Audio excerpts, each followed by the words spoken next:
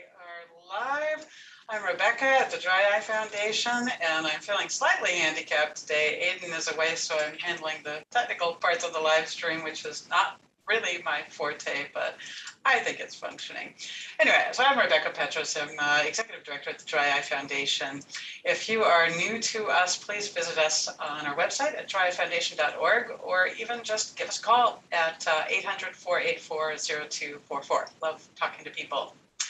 So our weekly live streams are basically just an informal sort of video newsletter. And like I said, there's normally two of us.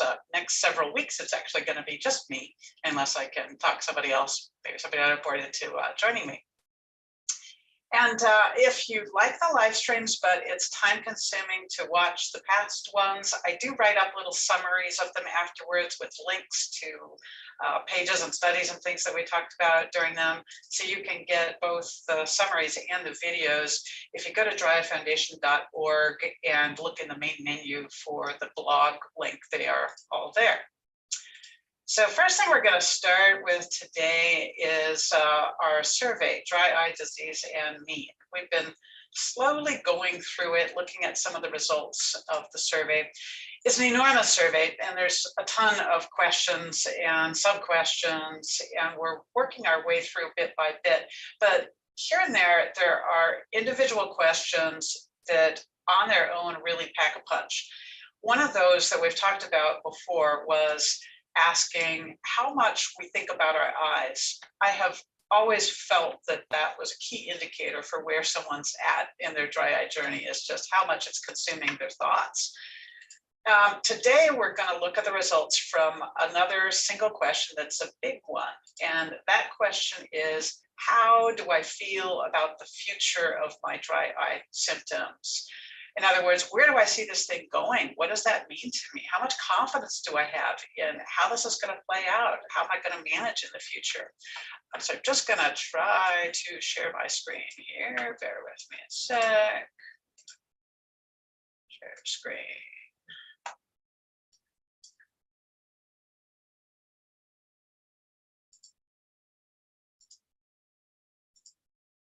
Okay.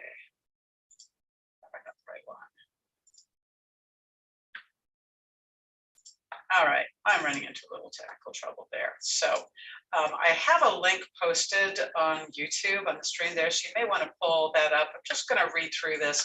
It's, if you go to mydryeyedata.org, under the survey results section and then symptoms, there's an item called perceived trajectory. And it asks, it says rather, here's how I feel about the future of my dry eye symptoms. And there were 5 options. And they start from worst case. I'm scared. Thinking of the future is what's hardest for me. I just can't see anything getting better. We had 18.5% of people check that option. Then the one that we had the most of actually was option 2. It's pretty worrying. I mean, if I'm not coping well now, what's going to happen if things get worse? And that was 30% of people. And then we had kind of a middle of the road answer. I don't know. I'm learning. I guess I've made some progress, but I'm struggling and it's hard to be hopeful about this. That was 28%. So right there, we've got close to 80% of participants rank themselves in one of those 3 options. Then we've got the more hopeful outlook place. Not too bad. I feel like I have enough control over my symptoms that the future might not be as scary as I used to think. That's 17%. And then we've got confident, right? I've got this, my symptoms are fairly stable. I have tools and resources and a lot more confidence about addressing new bumps in the road. That was about 5% of people. So when we see data like that, it's just all about, man, I want that 5% to grow. I want the 17% to grow too. So see, I think you can see why I call this type of thing a key indicator, right? I am personally really invested in seeing those numbers change. We looked a while back at data in the survey on how long people have been on this journey on average. So quite some time. people who have been on the journey this long should not have to feel discouraged or fearful about the future. This is just a reality that needs to change. People need to get their needs met earlier in the journey. They need to find the skilled doctors earlier. They need to learn the practical coping tools earlier. They need to connect with community that understands them and can validate their experiences earlier on. So we really all have our work cut out for us here at the foundation, certainly, but also the medical world, and honestly, everyone everywhere living with ocular surface pain and ocular surface disease that wants to see a better future. So that's for the survey today. If you're new to the survey, please browse around on the results. There's a lot of fascinating stuff there. Next up today, sorry that I am not on top of the screen shared thing because I've got things I'd like to show and I'm just going to have to talk through them. I normally go through industry news and recently published studies, but today I'm just going to mention one, and it is a whopping big one. I just got the email about it this morning. I haven't had time to go in and dig into the study itself, but I've just got to share about it because it was large. This is an omega-3 study, and the latest evidence suggesting that they do not help prevent dry eye. I've got the link posted again on YouTube there. You'll see the PubMed link. This was no ordinary study. We're looking at 23,500 people in a double-blind, placebo-controlled study where they're actually studying vitamin D and omega-3s in terms of whether they prevent cancer and cardiovascular disease, but they study dry eye within that context too. So major study. But at first glance, I mean, the authors are pretty emphatic. Let me just pull this up and read the conclusion from it. Conclusions and relevance. In this randomized clinical trial, long-term supplementation with 1 gram per day of marine omega-3 fatty acids, aka fish oil, for a median of 5.3 years did not reduce the incidence of diagnosed dry eye disease or a combined endpoint of diagnosed dry eye disease or incident severe dry eye disease symptoms. These results do not support recommending marine omega-3 fatty acid supplementation to reduce the incidence of dry eye disease. Wow. Now, those of you that have followed this topic for a while may remember what was called the DREAM study a few years back. It was a huge, well-funded, well-conducted, long study. And when the results came in, they said that fish oil was no better for dry eye than placebo. And it became quite controversial. People really fought about the methods and what it all meant, and a lot of opinions there and a lot of additional studies off of the same data. And different type of study than the one that I'm mentioning today that just came out. So not trying to make any kind of direct comparison here, but it is a pretty big jump from 1 year and 1,000 patients to 5 or more years and 23,000 patients. So that was, like I said, a bit of a bombshell today. And so I'm not going to comment on the details of it now because I need a chance to read it. But I just want to say I am super relieved to see more real and large-scale science being done, because it's been 20 years since the women's health study that kicked off this whole era of omega-3 supplementation for dry eye.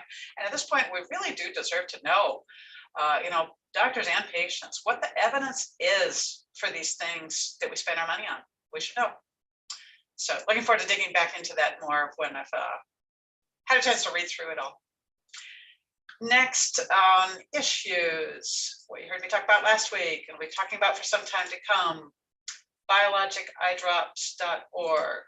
Just briefly today, I spoke about it last week, encourage people to explore the site. Today, all I want to say, and I've got links again there on YouTube for this, is 2 things I would like to ask you to do. One, watch our video about safety of preservative-free eye drops, what appropriate packaging looks like, what inappropriate packaging looks like, and what it means to you. Number two, oh, and that first one, sorry, that's under the watch and learn menu at biologiceyedrops.org. The second thing is, please share our open letter about biologic eye drops with your eye doctor. That's under the ACT menu at biologiceyedrops.org. You'll see share our open letter there. That's all I have to say about that today. Little preview of events coming up. Let me just pull up our Zoom group calendar. Let's see, where are we? We are on the 10th. It looks like we've got our regular support group this afternoon at 3 Pacific time. And the rest of the month is a little bit sparse, partly because we're just down people here this week. Next Friday, we've got Dry Foundation Live again. We won't the following Friday because I'm going to be out of the country at a conference. On the 20th, we've got our bi-weekly twice a month mental health support group at 10 Pacific time. And I enjoyed that meeting so much. I actually participated for the first time myself earlier this week, and it was just a really nice time. And then on the 28th, we've got our recurrent corneal erosion group at 4 p.m. Pacific. You can get all of our Zoom group scheduled events on dryeyefoundation.org/calendar. A couple other events I want to mention, some things we're doing for the first time at Foundation. We're going to be having booths at both of the Academy meetings this fall. So American Academy of Ophthalmology in Chicago in September, and then American Academy of Optometry in San Diego in October. It'll give us a great opportunity to be talking to eye doctors about our community's needs and also making them aware of our resources for their patients. And this is the impetus we really, really need to get our act together and create a Dry Eye Foundation brochure, among other things. But we are really looking forward to that time. And I know that's not for a few months, but as the time approaches, definitely let your eye doctors know that we'll be there. All you need to say, whether they're optometrists or ophthalmologists, all you need to say is Dry Eye Foundation is going to be at the Academy meeting this year, and they will know what you're talking about. All right, that is about all I have for you today. I do just want to say, this is the part that I hate doing, but sometimes we just need to. Please consider donating just a small contribution, your 10, your 20, your 25, your 50 bucks, whatever. Also love those recurring donations. We have a much better setup now for the automated ones. We try really hard to keep our costs very low. But we do have costs. We have operating costs, we have technology costs, and we have a little bit of payroll now. I don't draw any salary or any kind of support from the foundation, nor does Aiden, but we do have a part-time assistant now who is an enormous comfort and help. We also will have increased travel and event costs this year with funding our booths and everything related to that, plus our travel and everything for those Academy meetings in the fall. So if we have been helpful to you somehow at some point, please consider kicking in a little something. Thank you so much, and I will